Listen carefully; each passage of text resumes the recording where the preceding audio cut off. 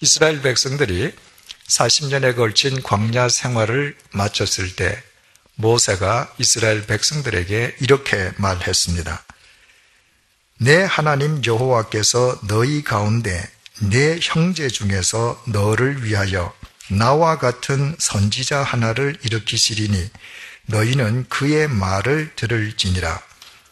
모세가 언급한 나와 같은 선지자를 모세 이후에 성경에서 등장했던 모든 선지자들로 이해하는 사람들도 있습니다.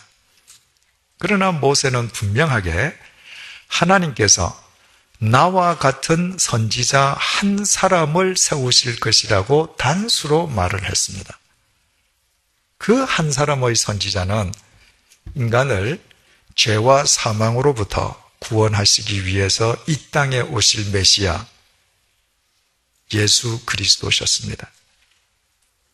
모세가 그 예수 그리스도를 가리켜서 나와 같은 선지자라고 말을 한 것은 이미 4주 전에 말씀드린 것처럼 모세 자신이 성자 하나님이신 예수 그리스도와 본질상 동일한 존재라는 의미가 아니라 모세 자기에게 주어진 역할상 자기는 예수 그리스도의 그림자라는 의미였습니다.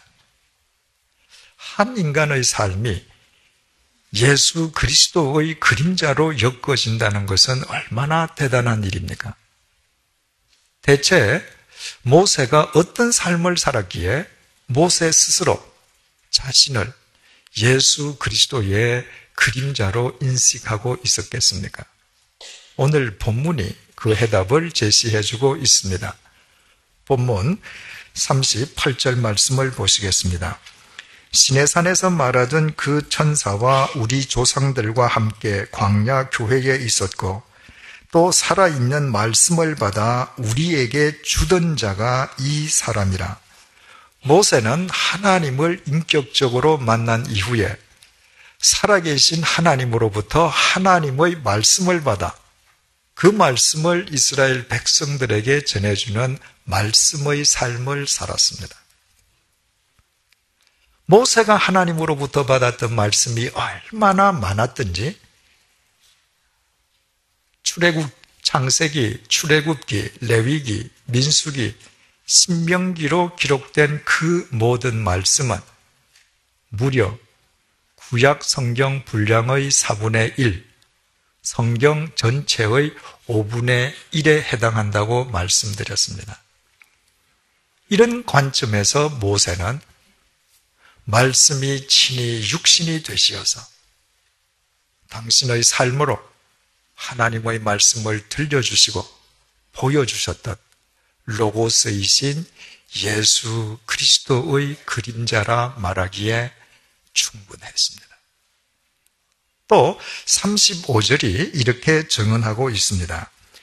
그들의 말이 누가 너를 관리와 재판장으로 세웠느냐 하며 거절하던 그 모세를 하나님은 가시나무 떨기 가운데서 보이던 천사의 손으로 관리와 속량하는 자로서 보내셨으니 하나님께서는 자기 동족으로부터도 배척당했던 그 모세를 단순히 그 동족의 관리, 지도자로만 보내신 것이 아니었습니다. 하나님께서는 그 모세를 속량하는 자로 세우셨습니다. 우리말 속량하는 사람으로 번역된 헬라어 리트로테스는 누군가를 구원하되 반드시 자기 희생과 자기 헌신을 통해 상대를 구원하는 사람을 일컫는 단어라고 말씀을 드렸습니다. 모세는 하나님의 부르심을 받은 이후에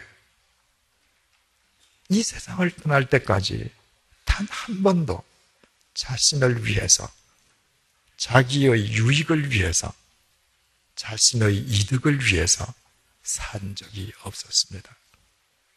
모세는 하나님의 대책이 되라는 하나님의 명령에 순종해서 오직 하나님과 자기 민족을 위해 헌신과 희생의 삶을 살았습니다.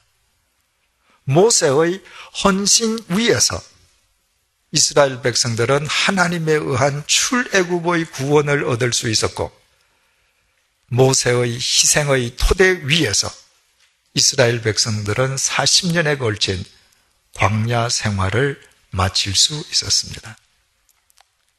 이런 의미에서 모세는 우리를 죄와 사망으로부터 속량해 주시기 위해서 당신 자신이 친히 십자가의 제물로 돌아가셨던 예수 그리스도, 그리고 죽음을 깨트리시고 부활하시어 광야와도 같은 이 세상 속에서 날마다 우리를 바른 길로 인도해 주시는 예수 그리스도의 그림자로 불리우기에 부족함이 없었던 것입니다.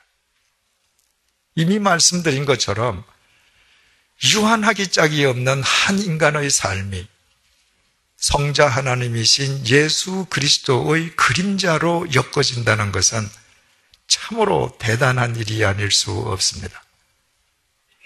그것은 그 당사자의 삶이 이미 영원한 의미로 승화되어 있음을 의미하기 때문입니다. 그렇다면 모세는 과연 어떻게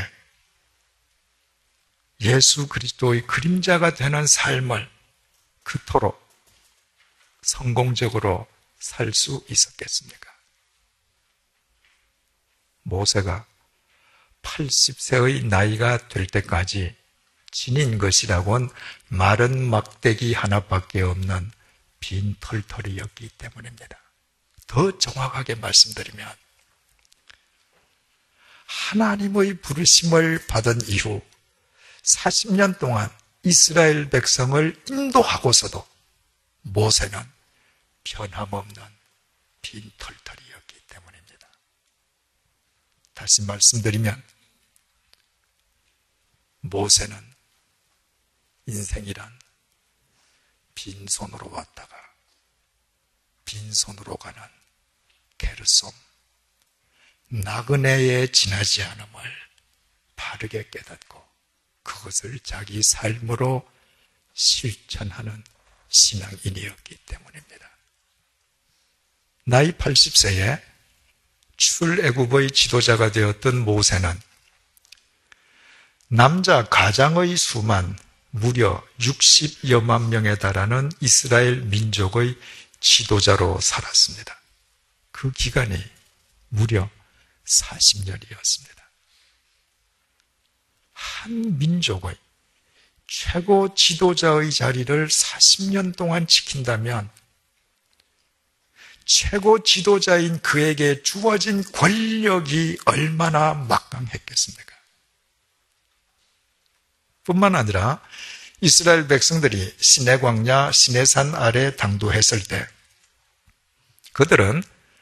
그들이 출애굽할 때 이집트 사람으로부터 받았던 은금 폐물을 모두 모세 앞에 갖다 바쳤습니다.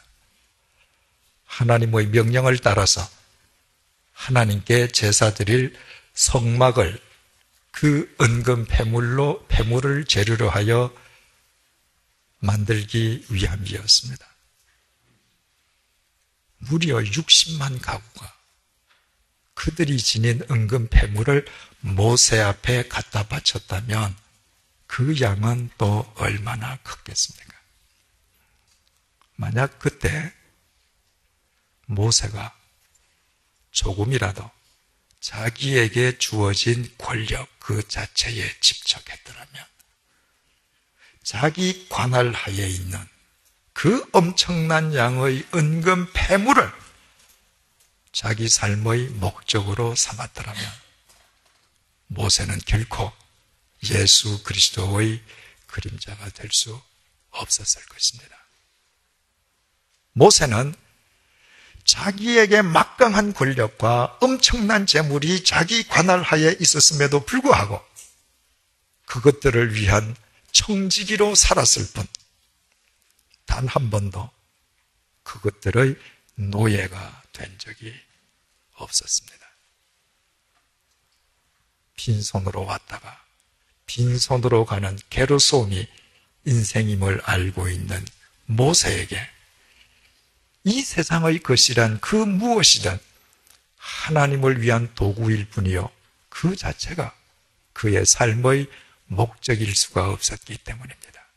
모세가 미디안 광야에서 무려 40년 동안 양을 치되 자기 소유의 양이 아니라 장인 소유의 양을 치면서 터득한 진리가 바로 이것이었습니다.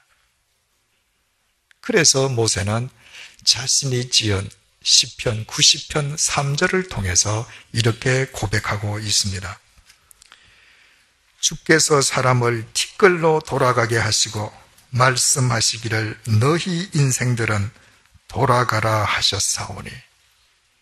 모세에게 인생은 하나님께서 돌아가라 하시면 이 세상 그 무엇도 지니지 못하고 빈손으로 돌아가야 하는 바람에 날리는 티끌과도 같았습니다. 그 사실을 바르게 알았기에 모세는 끝까지 빈손의 신앙을 잊지 않을 수 있었고, 그 빈손의 삶의 결과가 예수 그리스도의 그림자로 승화되었던 것입니다. 만약 모세가 80세 빈털털이 노인일 때 이스라엘 최고 지도자가 되었기에 자기에게 주어진 권력과 자기 관할하에 있는 재물 자체를 탐하는 삶을 살았더라면 노욕으로 인해 반드시 더러워졌을 것이 뻔한 그의 말년으로 인하여 그의 일생은 차라리 미디안 광야의 양치기로 끝나는 것보다도 못해졌을 것입니다. 그렇다면 우리는 하나님을 인격적으로 만났던 모세의 삶을 통해서 마지막 세 번째 교훈을 얻게 됩니다. 하나님을 인격적으로 만난 사람만, 하나님 안에 거하는 사람만 빈손의 신앙으로 살아갈 수 있다는 것입니다. 이 세상에서 아무리 많은 것을 지니고 있다 한들 그 자체를 목적으로 삼는 것이 아니라 그것을 수단으로 삼는 선한 청지기로 살아갈 수 있다는 의미입니다. 야고보서 1장 15절이 이렇게 증거합니다. 욕심이 잉태한즉 죄를 낳고 죄가 장성한즉 사망을 낳느니라. 모든 죄의 원인은 따지고 보면 인간의 욕심이고, 인간의 욕심은 인생이란 빈손으로 돌아가는 티끌이라는 사실을 깨닫지 못하는 무지에서부터 비롯됩니다. 영원히 소유할 수 없는, 영원하지 못한 것을 영원히 소유하려는 인간의 어리석음으로부터 온갖 죄가 파생되고 있는 것입니다. 오직 영원한 것만 영원히 소유할 수 있고, 영원한 것을 소유한 사람만 영원한 생명을 누릴 수 있습니다.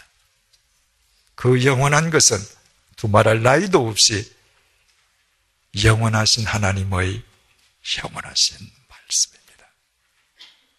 영원하신 하나님의 영원하신 말씀을 소유한 자에게 이 세상은 목적이 아니요 수단일 뿐이기에 그는 어떤 상황 속에서도 빈손의 정신으로 살아갈 수 있고, 그 삶의 결과가 예수 그리스도의 그림자로 승화되는 것입니다.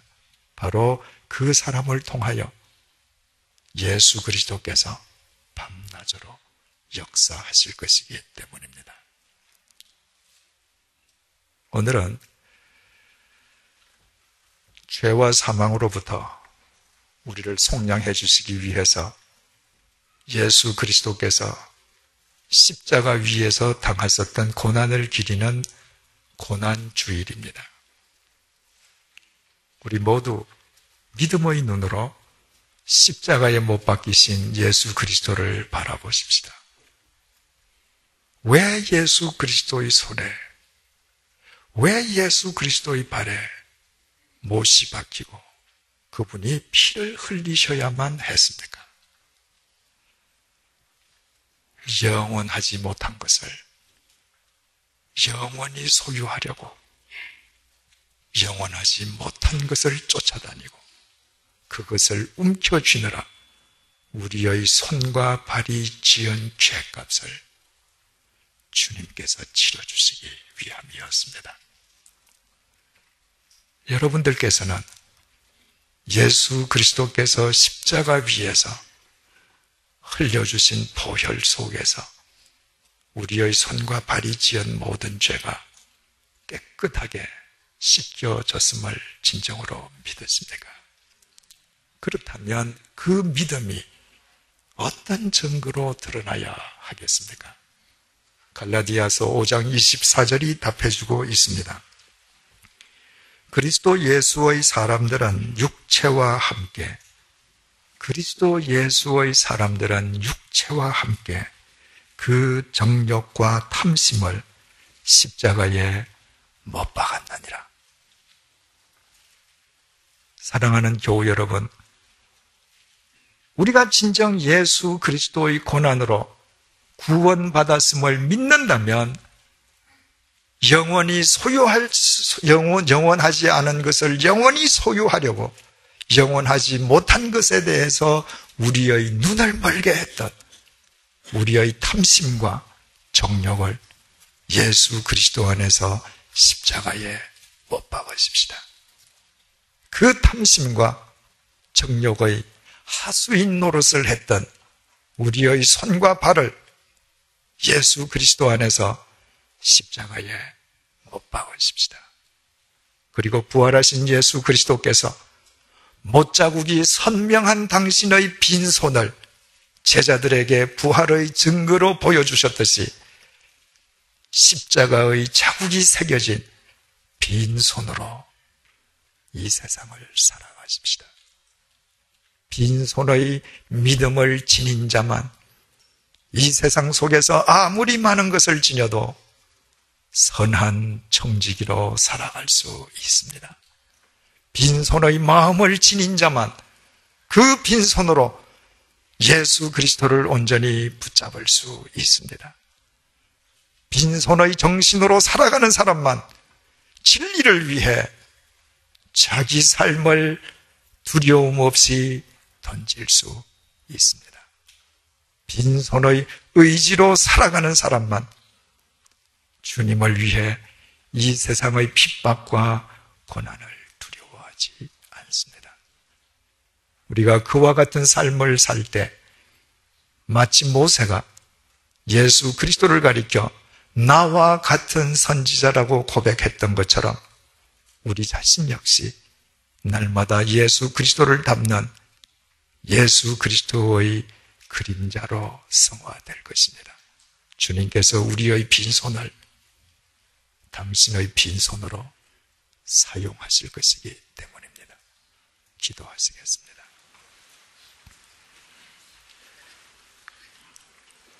주님께서 친히 십자가의 제물이 되어 고난을 당하심으로 우리를 죄와 사망으로부터 속량해 주시고 우리에게 영원한 구원과 생명을 주신 주님, 오늘 주님께서 당하신 고난을 기리는 고난주의를 맞아 우리의 모든 죄가 우리의 인생이 빈손으로 왔다가 빈손으로 가는 게르솜임을 깨닫지 못한 무지로부터 비롯되었음을 고백드립니다. 영원히 소유할 수 없는 영원하지 못한 세상의 것을 움켜쥐느라 우리의 손으로 주님을 붙잡지 못했음을 회개합니다. 그럼에도 오늘도 우리를 불러주시고 주님께서 십자가에서 흘리신 보혈 속에서 우리의 죄가 이미 씻겨졌음을 다시 한번 확인시켜 주심을 진심으로 감사드립니다.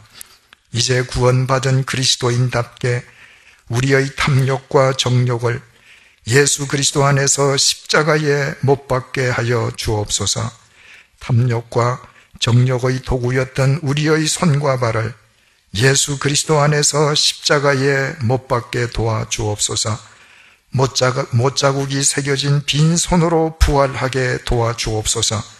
빈손의 신앙을 지닌 자만 영원하신 주님의 말씀을 온전히 붙잡을 수 있고, 빈손의 마음을 지닌 사람만 이 세상에서 아무리 많은 것을 지녀도 주님의 총지기로 살 수 있고, 빈손의 정신을 지닌 사람만 불의에 맞서 자신의 삶을 던질 수 있으며, 빈손의 의지를 지닌 자만 주님을 위해 기꺼이 세상의 고난과 핍박을 감수할 수 있으며, 빈손의 신념을 지닌 자만 선과 악을 바르게 구별하여 행동으로 실천할 수 있고, 빈손의 영혼을 지닌 자만 그 빈손만 주님의 손으로 온전히 쓰임받을 수 있음을 잊지 말게 도와주옵소서.